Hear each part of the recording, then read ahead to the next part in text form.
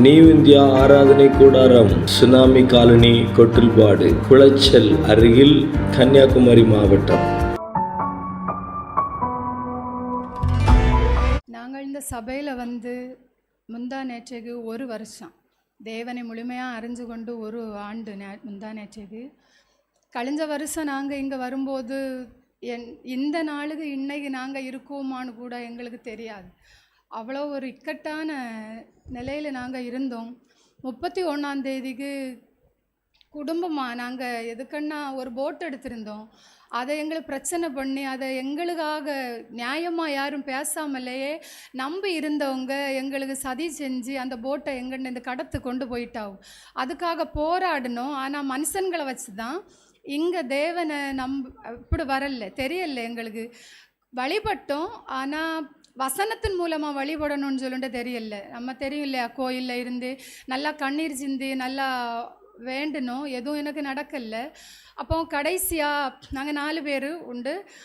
என்னென்னா இதுக்கு மேலே எங்களால் முடியாது. போட்டுக்காக 20 லட்சம் ரூபா எனக்கு கடன் இருந்துச்சு, போட்டுக்காக மாத்திரம் வாங்கினது.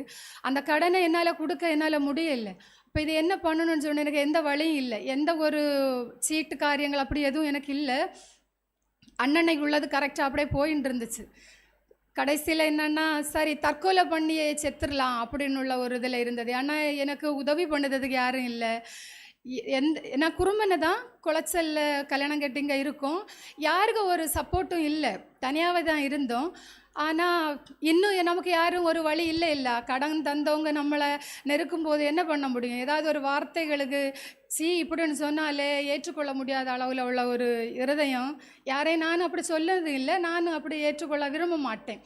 இன்னும் யாராவது வீட்டில் பிரச்சனை பண்ணி பிள்ளைங்களுக்கு அசிங்கம் ஆயிரும், நமக்கு அசிங்கம் ஆயிருமேன்னு சொல்லிட்டு செத்துடலாம் அப்படின்னு சொல்லிட்டு 4 பேரும் முடிவு பண்ணிட்டு இருக்கும்போது அப்போ பிள்ளைங்க ஸ்கூலுக்கு போகிறாவும். அப்போ இந்த பிள்ளை போகும்போது சொல்லிட்டு போவா, அம்மா நாங்கள் வாரது வரைக்கும் கொஞ்சம் பொறுமையாயிருங்க, வந்ததுக்கு பிறகு முடிவெடுத்து இறக்குறதா இருந்தாலும் 4 பேர் சேர்ந்தே இறந்துடலாம், வாழுறதா இருந்தாலும் 4 பேர் சேர்ந்து வாழலாம், எங்களை ஸ்கூலுக்கு விட்டுண்டு நீங்கள் 2 பேர் முடிவெடுத்து போயிடாதேங்க, நாங்கள் வரும் வரைக்கும் கொஞ்சம் பொறுமையாயிருங்க அம்மா அப்படின்னு சொல்லிட்டு பிள்ளைங்க ஸ்கூலுக்கு போயிட்டாவும்.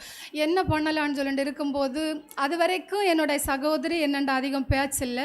அன்னைக்கு ஃபோன் பண்ணி விசாரிச்சுண்டு சரி நான் சுருக்கமாகவே சொல்லுதேன், அது நீங்கள் பெவன் பாஸ்டரை போய் பாருங்கள், அவங்க ஏதாவது உங்களுக்கு ஜபம் படிச்சுவாவில்லையா அப்படின்னு சொல்லிட்டு.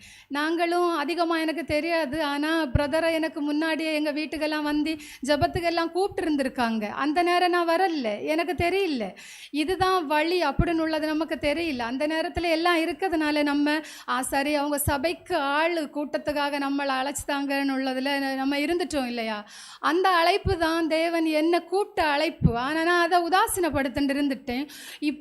நல்லா உணர்ந்தேன். இப்போ பாஸ்டரை பார்க்க வந்தோம், எல்லா நிலைமைகளையும் சொன்னோம். வரும்போது இந்த வாசலில் வாரது வரைக்கும் நாளைக்குள்ள இது எனக்கு தெரியாது, இருக்க மாட்டோம் அப்படின்னு உள்ளதில் வந்தேன். இங்கே வாசலுக்கு உள்ளே ஃபாஸ்டரை பார்த்து பேசணும், என்னான்னு கேட்டாங்க. எல்லா விஷயத்தையும் நான் சொன்னேன். சரி அப்படியே இருக்க பிப்ரவரி 1 மறுநாள் என்னோடய கல்யாண நாள். 4 நாள் தொடர்ந்து இங்கே ஆயத்த ஜபம் வச்சுருந்துருக்காங்க.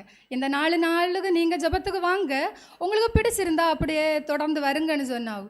சரி வந்தோம், அவங்ககிட்ட பேசணும். அந்த தற்கொலை எண்ணம் என்னோடய உள்ளத்தை விட்டு போயிட்டது. இங்கேருந்து நாங்கள் வீட்டுக்கு போகும்போதே இங்கே எதுக்கு வந்தானே எனக்கு தெரியாது. வீட்டில் நார்மலாக இருக்கேன்.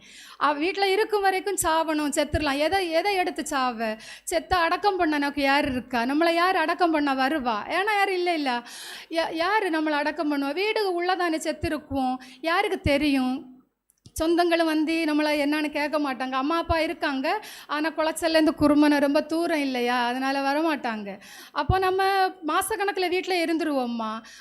அந்த டைம்லையும் விஷம் வாங்குறது கூட கையில் காசு இல்லை. எதை வச்சு சாவணும், என்ன செய்யணும்னு உள்ள ஒரு இதில் இருந்தோம். இங்கேருந்து போனோம், அவங்க வசனங்களை சொன்னாங்க, இப்படிலாம் இருக்கணும், இருங்க. வீட்டுக்கு போனோம்.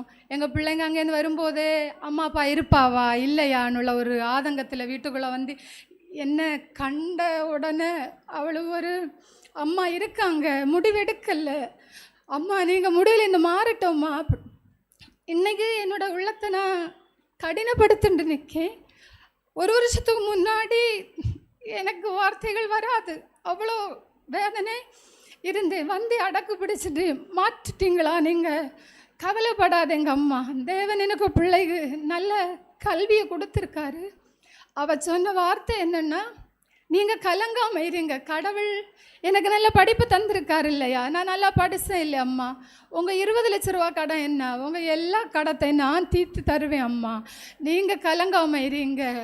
நாங்கள் பிள்ளைங்கண்ட நாங்கள் ப்ரேயருக்கு போனோம் போல, இன்றைக்கி பாஸ்டரை பார்த்தோம், பேசினோம், வந்தோம். நாளைக்கு ப்ரேயருக்கு வாரதுக்கு ஆயத்தமாக இருந்தோம். எங்கள் வீட்டுக்காரங்களுக்கு சபை அப்படின்னு சொன்னாலே ஆகாது. சபைக்கு போகிறவங்க கூட தொழிலுக்கு போகிறவங்கள சொன்னால் ஒரு வம்புக்கு நிற்கணும். தெரியும் இல்லையா, நம்ம எல்லாம் சந்திச்சுன்னு தானே வந்திருப்போம் அப்படின்னு உள்ளவங்க, சரி போகலாம் 4 நாளுக்கு இங்கே ஜபத்துக்கு வந்தோம். அதுக்கப்புறமா அந்த உலகத்தை மறந்துட்டோம். இங்கேயே இதுதான். அப்போ அவங்க சொன்ன வார்த்தை என்னென்னா, இதை விட்டு நான் மாற மாட்டேன், அவர் எனக்கு தந்தாலும் தராமல் இருந்தாலும் நான் இங்கே தான் வருவேன் அப்படின்னு சொல்லிட்டு தொழிலுக்கு போவாங்க. வெறும் போட்டா கரைக்கு வருவாங்க. அவங்க வாயிலேருந்து வாரது கர்த்தருக்கு நன்றி, அவர் தரும்போது தருவார். ஆனால் எனக்கு வீடோ என்னால் கொண்டு போக முடியாது, அவ்வளோ ஒரு இது. பெரிய பெரிய சாட்சிகள் நிறைய இருக்கு. இந்த பாஸ்டர் சகோதரிகள் நிறைய பேர் எனக்காக ஜெபம் பண்ணிருக்காவு. ஒவ்வொருத்தருக்கு நான் நன்றி சொல்லுதேன். எல்லாரும் உறுதியாக வசனத்தோடு இருங்க. கர்த்தர் நீங்கள் நினைச்சாத நிறைய காரியங்களை உங்களை செய்வார். இந்த 1 ஆண்டு காலம் வரைக்கும் தேவன் என்ன விழாமல் எல்லா இடத்துலையும் தூக்கி நிறுத்தினேன். தேவாதி தேவனுக்கு குடும்பமாக நான் கோடான கோடி நன்றியை சொல்லி என் சாட்சியை நான் முடிக்கிறேன். நியூ இந்தியா ஆராதனை கூடாரம், சுனாமி காலனி, கொட்டில்பாடு, குளச்சல் அருகில், கன்னியாகுமரி மாவட்டம். ஆவிக்குரிய ஆராதனைகள், வல்லமையான தேவ செய்தி, எங்களோடு இணைந்து ஆராதிக்க அன்பாய் அழைக்கிறோம். எங்கள் ஆராதனை நேரம் ஞாயிறு காலை 10 மணி முதல் 12:30 மணி வரை, ஞாயிறு இரவு 7 மணி முதல் 8:30 வரை. உபவாச கூட்டம் வெள்ளிக்கிழமை தோறும் காலை 10:30 மணி முதல் 1 மணி வரை. வாருங்கள், விடுதலை பெற்றுக்கொள்ளுங்கள்.